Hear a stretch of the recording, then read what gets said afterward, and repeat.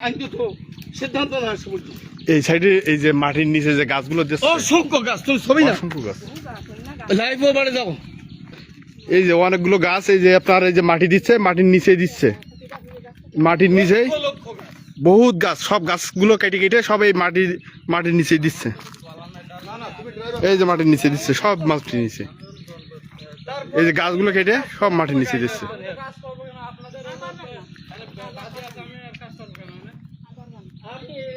এই যে এইখান থেকে একদম পুরো একটা বন, মানে আর কি একটা চরের একটা বন একবারে নষ্ট করে দিচ্ছে।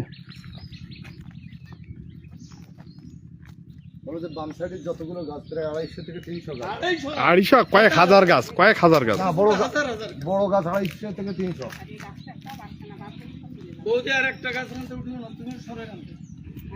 তুমিও সরো, তুমি ছবি এর আওতায় আসতেছো, তুমি সরো। এই গাছগুলো ফাইন করে ছবি। এই যে এটা অবদার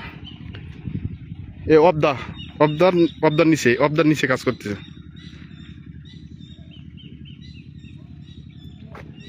আমি বলবো অনতি বিলম্বে এই মুহূর্তে এখানে তদন্ত পাঠিয়ে তাদের, আমি হঠাৎ করে আজ সকালে খবর পেলাম যে জায়গা সে মাঠটি আমাদের থাকলেও তাদের কাজের সুবিধার্থে দেওয়া হয়েছিল। ইতিমধ্যেই আমি দেখতে পাচ্ছি যে ওই মাঠের পূর্বধারে প্রায় 2 থেকে 250 কেওড়া গাছ এবং ছোট ছোট অসংখ্য হাজারো গাছ, যেগুলো মেরে দিয়ে ওখানে হঠাৎ করে জায়গার পক্ষ থেকে নাকি এখানে একটি ভেকু লাগানো হয়েছে এবং সেখানে অসংখ্য গাছ মেরে ফেলেছে। অসংখ্য গাছ ইতিমধ্যে দেখা যাচ্ছে, ছবিতে আপনারা দেখতে পাচ্ছেন। আমি জানি না যে ওপাশে চরের যদি তাদের না হয় তাহলে স্থানীয় পরিষদ, উপজেলা পরিষদ সকলের সাথে পরামর্শ করে তাদের বর্ধিত জায়গা লাগলে আমাদের সাথে পরামর্শ করে চরে করতে পারত।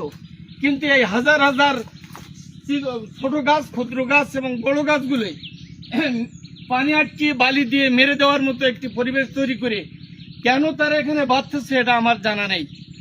সরকারের ঊর্ধ্বতন কর্তৃপক্ষ ইউনো মহোদয় এটা জানেন কিনা আমি জানি না। আমি বলবো অনতি বিলম্বে এই মুহূর্তে এখানে তদন্ত পাঠিয়ে তাদের কাজ আমি এখন বন্ধ করে যাচ্ছি। পরবর্তী প্রয়োজনীয় সার্বিক ব্যবস্থা গ্রহণের আগে আর যেন কাজ না হয় এবং এই গাছ কেন মারল তার কৈফিয়তের জন্য তলব করা হয়।